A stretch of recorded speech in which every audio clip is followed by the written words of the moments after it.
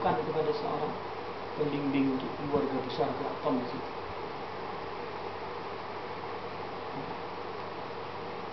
Tasawuf dikira sesuatu yang, dan pesantren ulama banyak di situ dan sudah mulai hilangkan tasawuf. Karena yang ada macam-macam itulah tasawuf.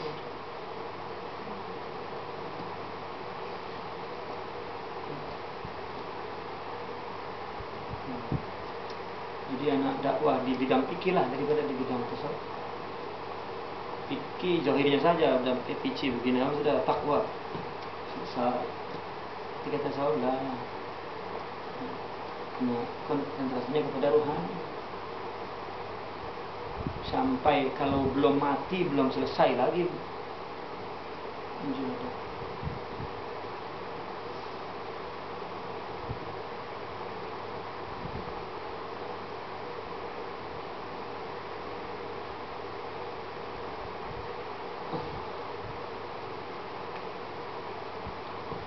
Ada soalan dari apa soalan?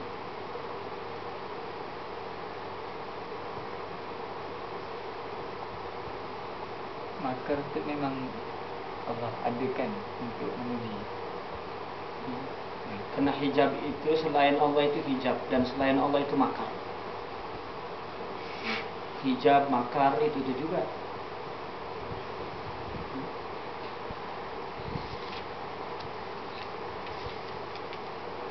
Jadi bagaimana hijab itu ada zulumat ada nur, makar pun ada zulumat ada nur. Dosa makar, taat pun makar juga. Ini bagi orang yang ingin mengenal hakikat.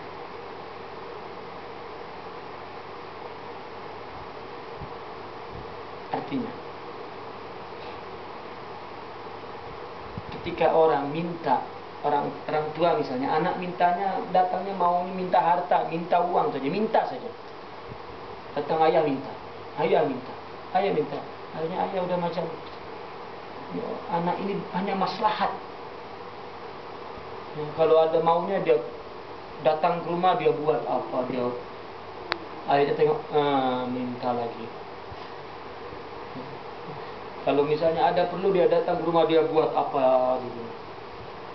Orang tua sudah macam, ini bagi aja, bagi.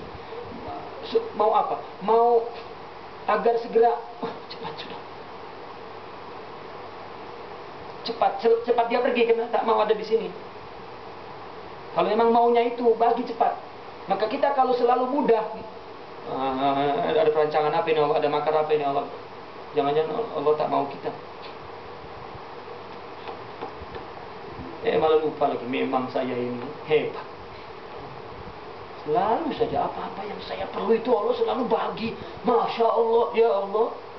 Jadi kiranya dia saja, semua manusia begitulah. Tak ada yang tidak dibagi oleh Allah. Itulah maka saya ini selalu, kalau apa yang saya nak Allah selalu bagi. Saya ini Masya Allah memang Saziliyah saya, Saziliyah. Itu namanya ujratiyah, ujrah uang.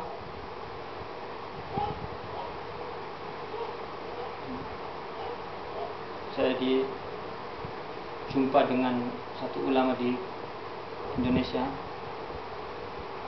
Dia kata ulama sekarang ini adalah tariqatnya at-tariqah al-ujratiyah. Ujrah itu apa? Kos. Ujrah, upah. Uang maksudnya. Ulama-ulama sekarang memutuskan hukum bukan berdasarkan illah. Al-hukmu yadurru ala illatihi. Kalau sekarang al-hukmu yadurru ala ujratihi. Kalau upahnya besar, hukumnya halal. Kalau upahnya kecil mungkin makruh lah. Kalau saya dibagi upah jadi haram. Ya, sekarang begitu. Jadi al-hukmu yadurru ala ujratihi. Tengok dulu ujrahnya.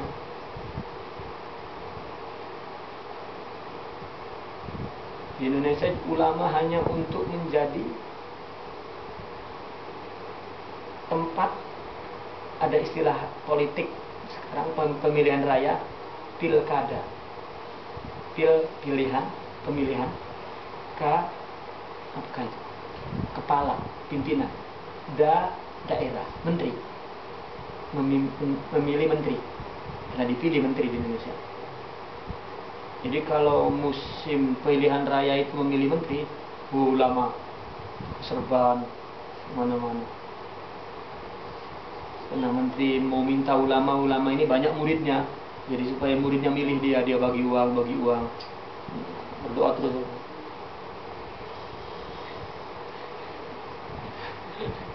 Di Indonesia ini cukup lamanya. Maka tarekatnya itu ujratiyah tadi kan.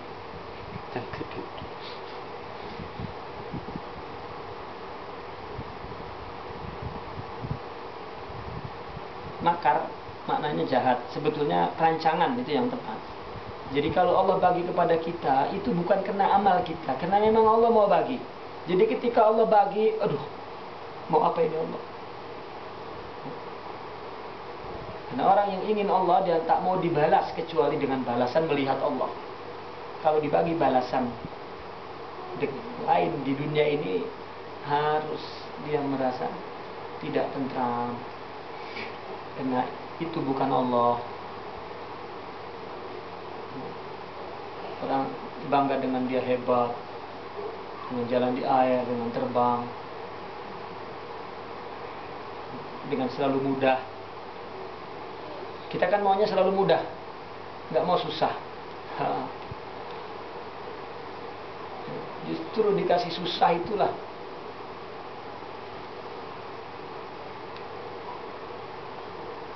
yang apa yang mudah. Dikasih mudah itu pelit. Karena cermin kita harus memahami dalam posisi terbalik. Itulah hakikat. Kalau kita bercermin ini kanan, tapi dia tengok kiri, jadi yang benar itu kanan atau kiri itu? Kanan. Pahami kanan, jangan kiri. Artinya jangan selalu itu cermin itu bukan hakikat dia, yang hakikatnya di sini. Itu bukan Allah. Allahnya di sini gitu. Artinya cermin itu. Tetapi nanti Al-Quran akan menamakan itu kanan. Itu musibah. Allazi idza, saya tadi chatting dengan anak saya, Asma. Dia tanya, apa? Itu mama nulis di Facebooknya, anugerah yang kau terima dengan musibah. Musibah itu adalah anugerah yang diterima dengan hawa nafsumu. Bagaimana dengan ayat alladzina idza asabathumul musibah? Mama nulis katanya tak ada musibah, sedangkan Allah mengatakan musibah dalam Al-Quran.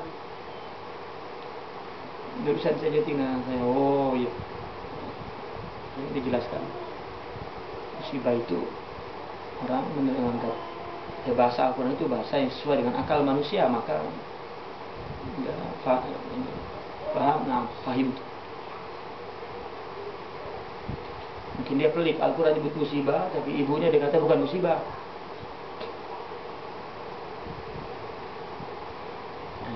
Al-Quran pun sama menggunakan bahasa. Kita kalau tengok orang yang menghadap ke sana lalu ngangkat kiri kanan atau kiri, itu kiri kan? Itu kiri padahal kanan. Hakikatnya. Karena hakikatnya adalah wabiyadikal khair, yang dari engkau adalah baik. Ada tak yang tak dari Allah? Ada.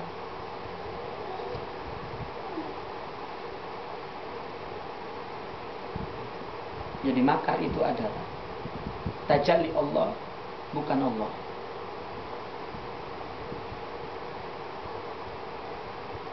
Artinya kita ini jadi hamba, jangan puas dulu, jangan menepuk dada dulu dengan apa yang di genggaman kita sebelum sampai kepada akhirat.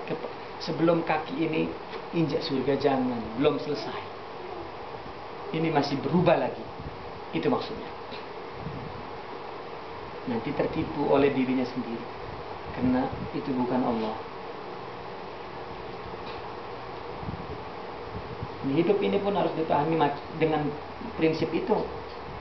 Seperti tadi, Orang baru tunangan sudah bilang I love you, aku perdengarkanlah cintaku. Aku ingin mendengar kamu mengatakan cinta dan sayang kepadaku. Ya sudah. Kita kalau tak syuhud, tak faham, boleh lupa. Oh ya, memang aku cinta kamu. I love you so much. Wow, udah semua dikatakan. Padahal nanti menderita. Nah,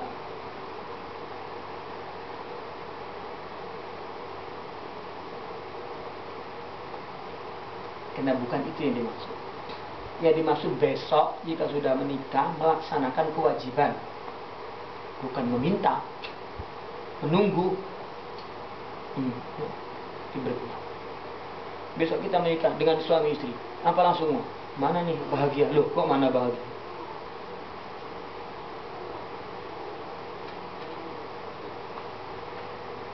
Ini baginya menikah, karena ini belum menikah semua kan. Nanti dikira menikah itu enak. Menikah itu awalnya selepas 2 tahun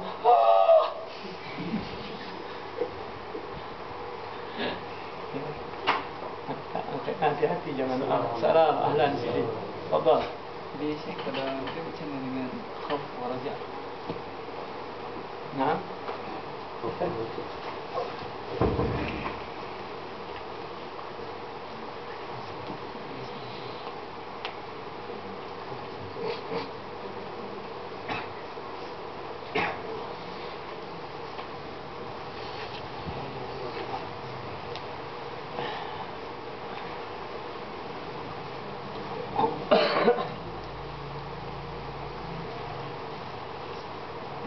kalau makar itu macam mana kan khauf dengan raja boleh menyelamatkan kita.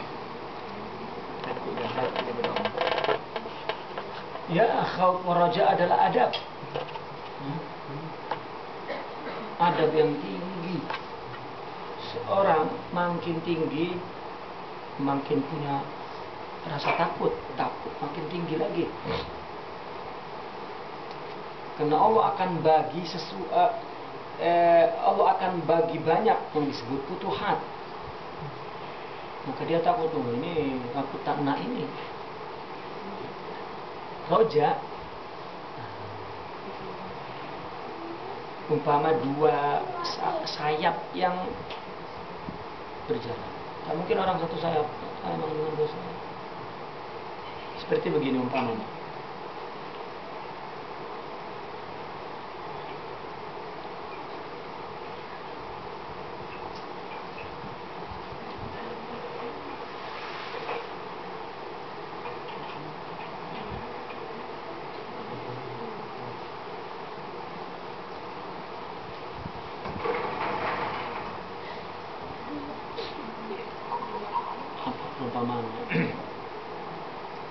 Bahwa seorang ketika dalam atau ketika mendapatkan banyak kemudahan, banyak kebahagiaan, tapi tetap orang yang punya etika, dia merasa mempunyai rasa takut, rasa khawatir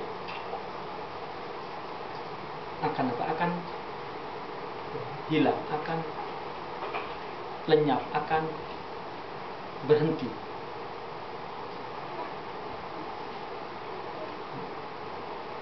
Akan berhenti. Karena khauf raja itu akhlak yang elit. Ini terjemahan daripada a'udzubika minka. Aku takut kepadamu dan berharap pertolonganmu. Karena nggak ada yang nggak datang darimu. Jadi kalau engkau tidak mau, ya sudah.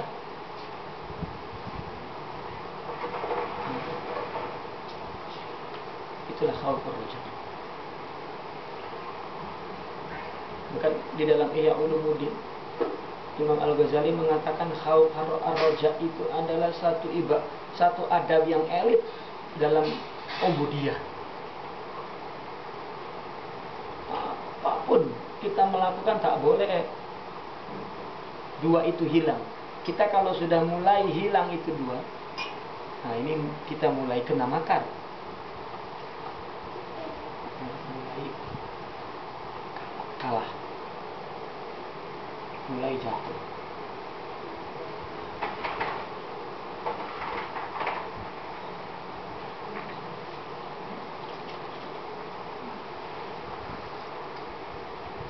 maka tak ada rasa aman dari makar Allah di situ.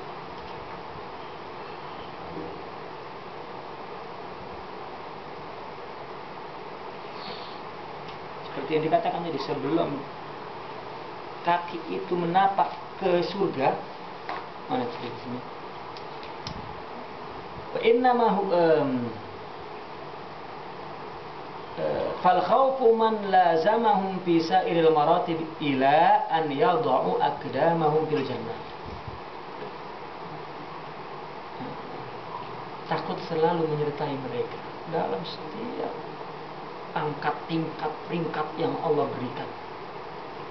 Mulai peringkat ahli maksiat, peringkat ahli ibadah, peringkat ahli taubat, peringkat ahli maqam, peringkat ahli zauq, peringkat ahli marifat kasyafana pun bukan itu, setan nak itu.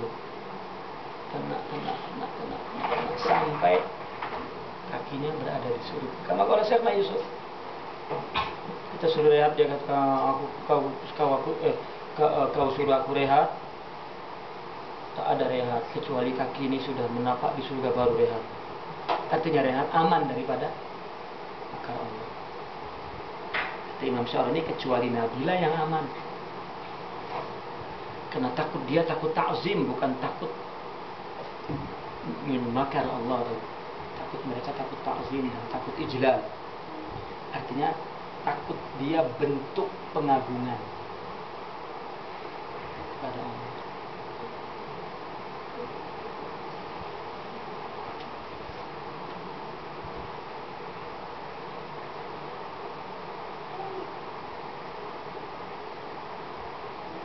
Betul, kita dikasih pahala, dikasih zauq, dikasih, betul, itu adalah balasan.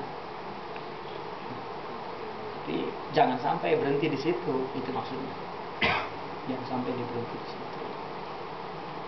Maka kata Sidi Abdul Ghani An-Nabulusi, ketika kita berada dalam kefuturan, dalam maksiat, itu bagi dia anugerah. Karena mungkin orang ini taat macam sudah tidak terasa lagi kemesraannya kepada Allah. Akhirnya dijatuhkan ke maksiat agar dia merasa lagi. Karena orang yang maksiat mungkin rasanya lebih dekat kepada Allah daripada orang yang taat. Ketika dia maksiat, ya Allah, baru rasa dia hilang. Tapi ketika dia maksiat, taat, dia rasa dia yang muncul, bukan Allah. Nah ini kan kena makar Allah. Jadi lebih baik maksiatlah kalau dari kacamata hakikat. Dia ingat Allah daripada dia taat lupa. Maka ini yang dikatakan, dia rasa makbul padahal mardud, dia rasa qarib padahal ba'id. Maka jangan sampai merasa cukup dengan apa-apa yang ada di tangan, istilahnya begitu. Itu belum selesai.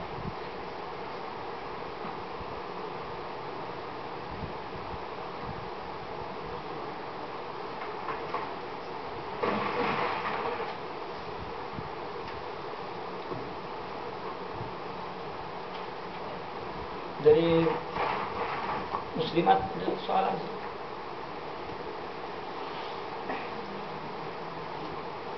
Sudah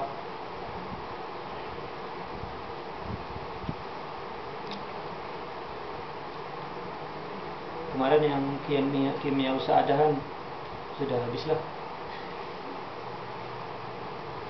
Nah bukunya tak ada, bukunya belajar di sana kemarin.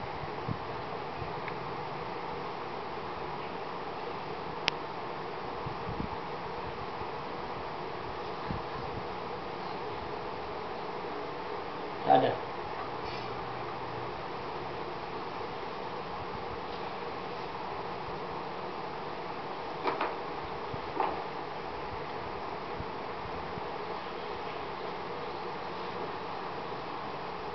Tak ada.